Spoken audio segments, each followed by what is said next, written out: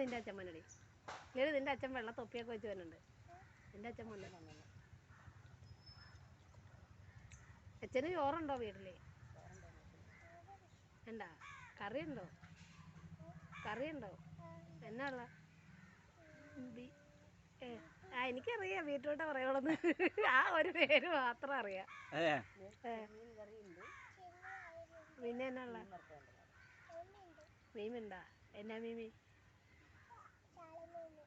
ചാള മീമി. ആര് കൊണ്ടുവന്നതാ? നിന്റെ അമ്മ മീൻ വിൽക്കാൻ പോവാ? അതെ, എത്ര മീമി കിട്ടി?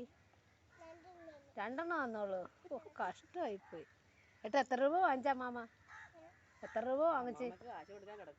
ഞാനും കൊടുക്കാണ്ട് 10, 200 രൂപ 200 300 അങ്ങനെ കൊടുക്കാണ്ട്. അതെ, അത്രയും വെച്ചത് ഇതാക്കിയത്.